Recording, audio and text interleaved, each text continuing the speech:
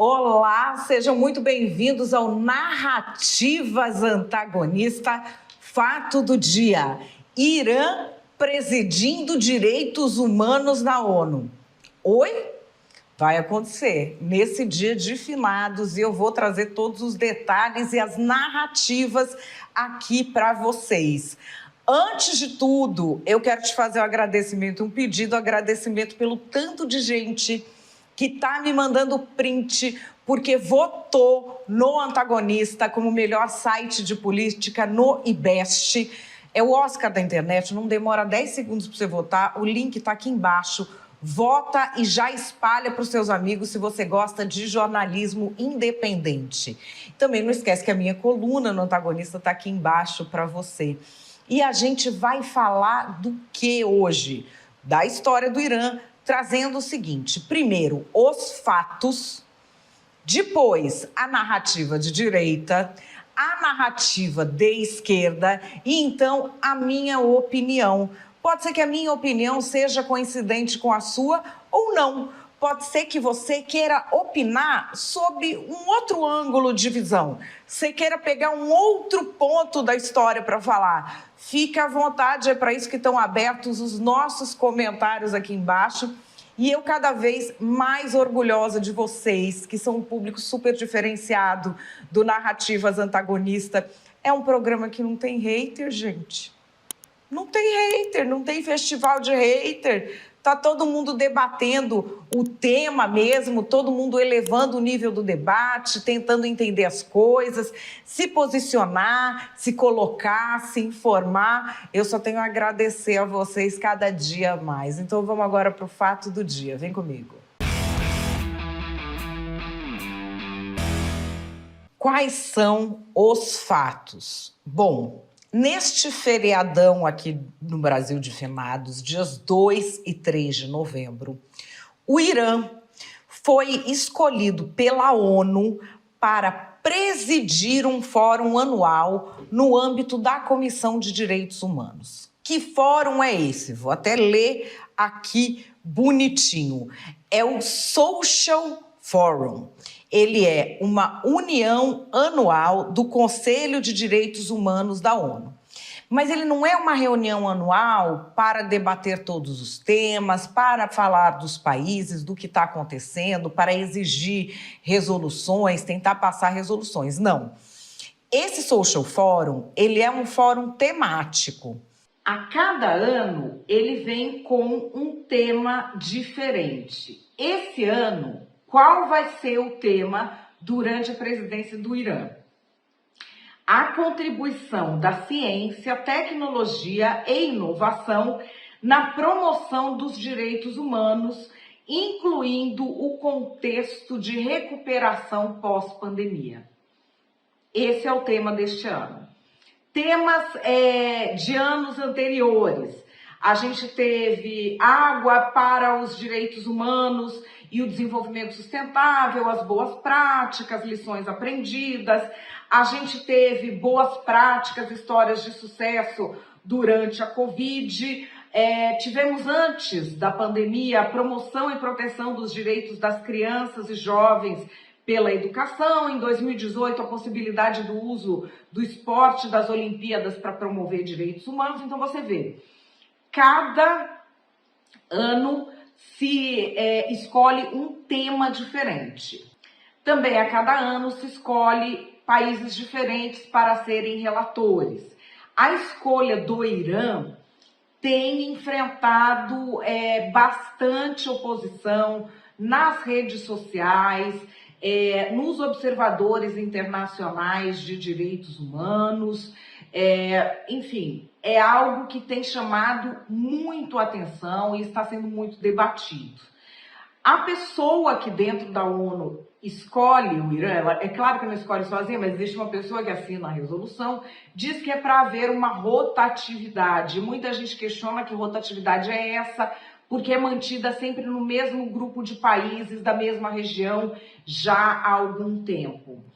Esse fórum do Conselho de Direitos Humanos da ONU, ele não vai trazer uma resolução, tá? tá? Ele não vem ali com decisões, ele não tem poder executivo, mas ele tem um poder simbólico muito forte. E a ONU, ela foi construída para ser um símbolo de diálogo mundial após o Holocausto, após a humanidade ver até onde o ser humano é capaz de ir na sua barbárie. E que era preciso você ter princípios muito claros para que nós não chegássemos novamente à barbárie, como foi o Holocausto na Segunda Guerra Mundial. É aí que surge a ONU. E agora, a mesma ONU escolhe o Irã para ser o presidente de um Fórum Social do Conselho de Direitos Humanos esta semana. Quais são os outros fatos da semana envolvendo o Irã? O Irã enterrou esta semana uma jovem de 16 anos chamada Anita Garawan. Essa jovem, tem uma cena dela que circula o mundo, dela sendo espancada dentro de um vagão de metrô. Todas as informações que vêm do Irã, elas são difíceis, mas a notícia que se tem é que essa jovem é mais uma pessoa a ser vítima da polícia dos costumes, porque não estaria usando o seu hijab direito. A versão que você tem mais contada na imprensa internacional é que ela não estaria usando o hijab direito. Uma outra senhora de dentro do vagão do metrô começou a implicar, aquilo virou uma discussão, entrou a polícia de costumes no vagão, e aí o que a gente vê é a moça sendo retirada, desacordada, de dentro deste vagão. Havia uma dúvida, não se sabe direito, essa notícia, as organizações de direitos humanos dizem que a mãe da moça também foi presa enquanto ela estava no hospital. Mas o governo iraniano nega que tenha feito esta prisão. Não há informações seguras sobre isso. Não tem também um vídeo dessa mãe falando nada, não tem. Uma prisão, no entanto, foi feita e foi documentada no enterro da moça. Tem uma advogada de direitos humanos muito conhecida iraniana, Nazim Sotoudeh. Ela foi sem hijab ao enterro. E ela foi presa nesse enterro. Existe aí uma coincidência muito triste de que a morte cerebral dessa moça foi decretada no dia 22 de outubro. O dia 22 de outubro é o mesmo dia em que o Irã condenou a 20 anos de cadeia duas mulheres jornalistas por terem noticiado o espancamento até a morte de outra moça, alvo da polícia de costumes por não usar o hijab direito, que é a Mahsa Amini. Essa moça é aquele caso que gerou protestos no Irã inteiro. Já tem mais de 40 jornalistas presos, um mundo de gente condenada à morte, porque estava ali nesses protestos. O mesmo dia em que eles condenam a 20 anos de cadeia por noticiar o fato, é o dia em que outra moça tem a sua morte cerebral decretada numa situação parecida.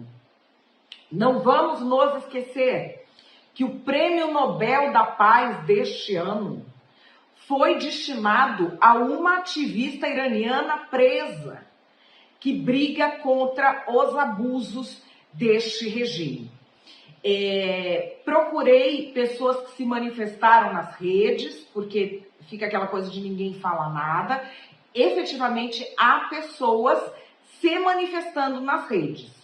Não há, no entanto, aqui no Brasil, grandes movimentos organizados, sejam de mulheres, sejam a favor dos direitos humanos, que estejam tocando neste momento no assunto. Nós precisamos aprender a respeitar a autodeterminação dos povos e a diferença cultural. A islamofobia é o quê? A fobia do Islã, a fobia de tudo aquilo que tem a ver com a religião muçulmana. Isso é uma coisa que a gente tem por parte dessa visão imperialista de mundo, que quer impor os seus costumes aos povos minoritários ou minorizados, porque eles não são minoritários, eles são a maioria, mas são os povos minorizados do planeta.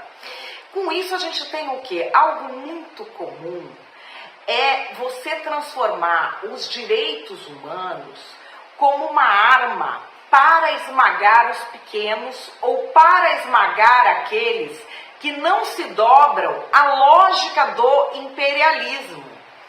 O que impede o Irã de presidir esse evento que vai ter na ONU? Se a gente quer implementar direitos humanos nesses países, tem de ser nos termos deles, tem de ser na cultura deles, tem de aceitar primeiro, acolher primeiro, para ditar regras depois. Mas a cabeça ocidentalizada, que tem como referência só aquilo que vem dos Estados Unidos, não consegue entender outras formas de ser. Então, assim, você tem nos Estados Unidos Guantánamo, você tem invasão de países, você tem aí a polícia com todo o seu racismo estrutural. Mas não, aí não é problema de direitos humanos. Problema de direitos humanos é só quando é o Irã. E feminicídio nos Estados Unidos, na Europa, aqui no Brasil? Aí ninguém fala nada. Agora, se é o Irã, nossa, não pode presidir o Conselho de Direitos Humanos. É um posicionamento claramente político e que a gente precisa combater, sobretudo quando as discussões estão tão acaloradas por causa dessa guerra que a gente tem aí. Uma pergunta: cadê as feministas? Cadê o pessoal do ninguém solta a mão de ninguém? Cadê o pessoal que estava até ontem? Ai, palavras matam. Ai, piadas matam. Olha lá, os caras estão matando mulher. E aí? Galerinha não vai acordar? A mamãe ainda não serviu o todinho deles? Cada vez fica mais claro aquilo que a gente já dizia. Vocês lembram do decálogo de Lenin? Diziam que o decálogo de Lenin era fake news, era invenção da direita, mas tá aí. O decálogo de Lenin. Acuse-os do que você é. Tá aí, tava muito claro. Eles ficam pipipi, papapó contra a misoginia, não sei o que misoginia, pinta a unha de branco pela paz, e hashtag contra a misoginia, e vai lá e enfia a janja, eu sou contra a misoginia, vou ressignificar não sei o que lá. Olha para onde nós estamos indo. A ONU já perdeu completamente as estribeiras, né? A ONU acho que podia pôr um ayatolá lá, transforma numa igreja, porque eles olham todo esse pessoal terrorista, teocracias, ditaduras, é tudo os coitadinhos, e o errado é quem promove direitos humanos. E o Brasil vai na mesma toada. Porque, olha, pega lá uma foto do Irã nos anos 1970 e pega hoje. Vocês acham que não vão trazer burca pra cá, que não vão enfiar a mulher pra dentro de casa, que não vai ter polícia de costumes?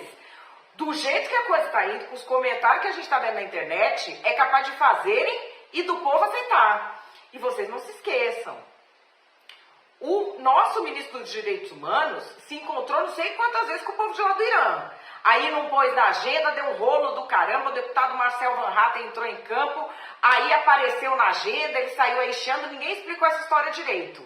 E o Lula quer pôr o Irã nos BRICS, vai virar nosso parceiro, ó, nosso bloco comercial. A gente falava que o Brasil ia virar uma Venezuela, né?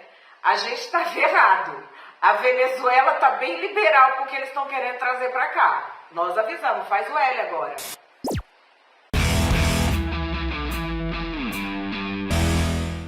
Bom, pessoal, qual é a minha opinião? A minha opinião é que na guerra Israel-Palestina, a primeira grande baixa é a ONU.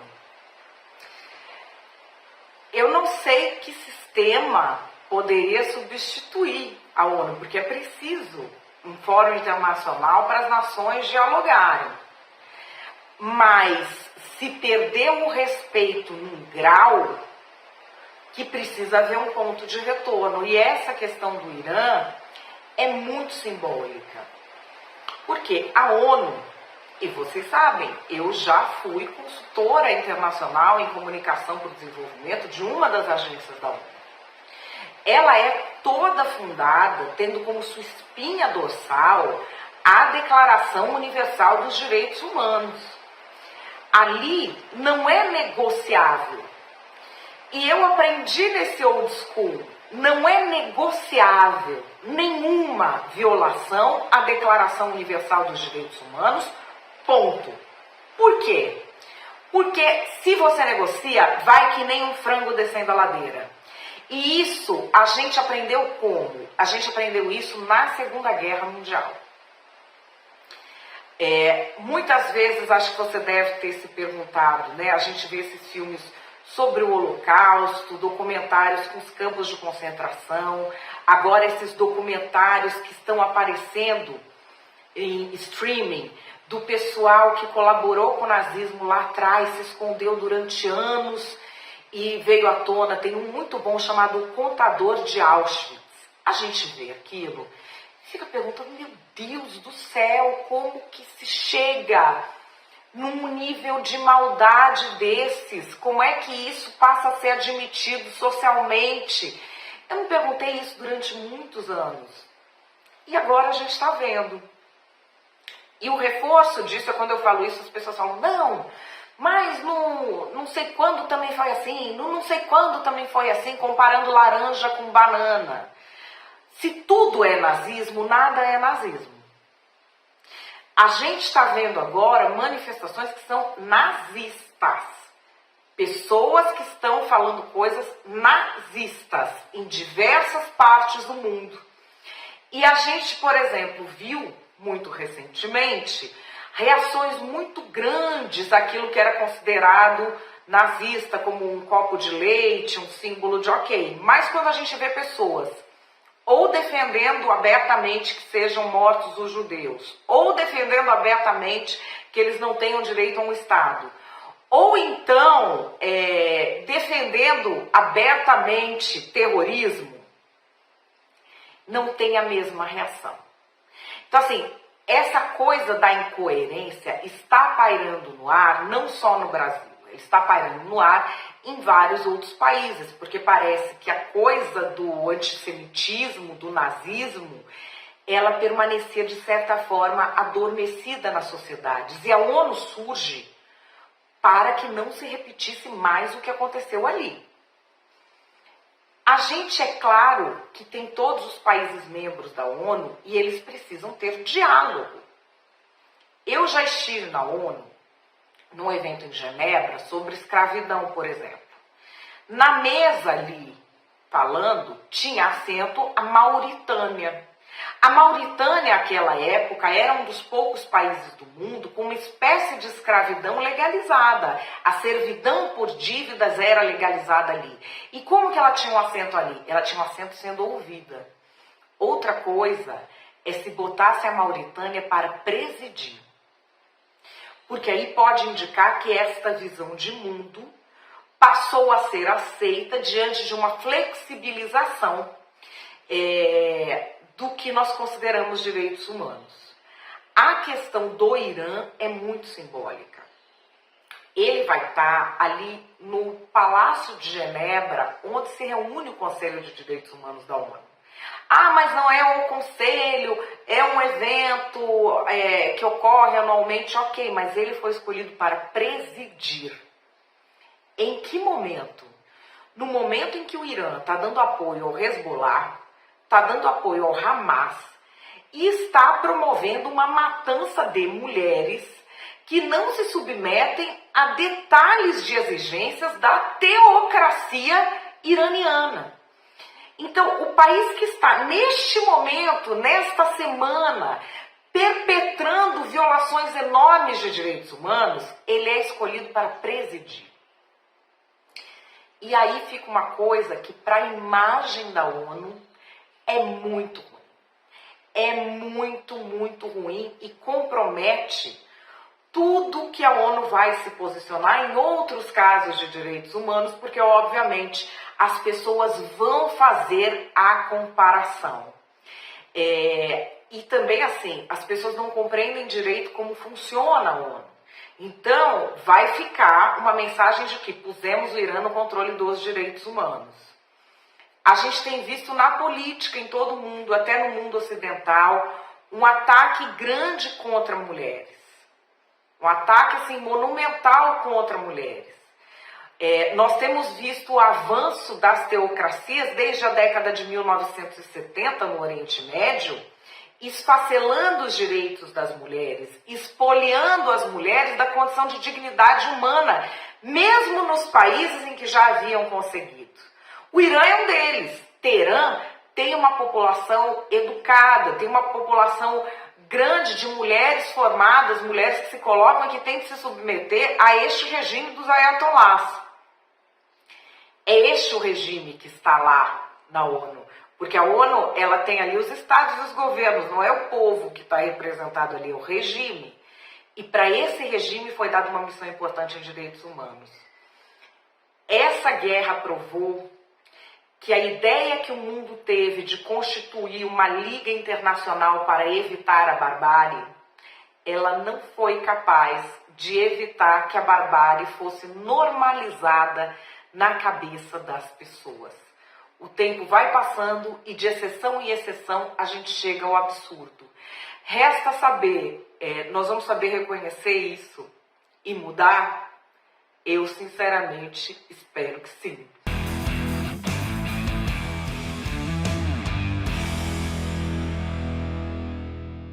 Eu quero também saber a sua opinião.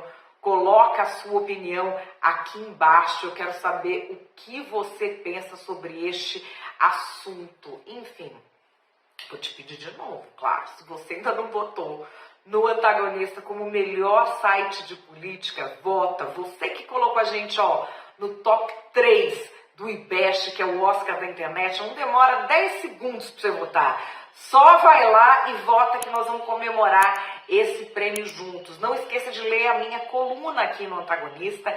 Ela não tem paywall aqui, você pode ler de segunda a sexta-feira.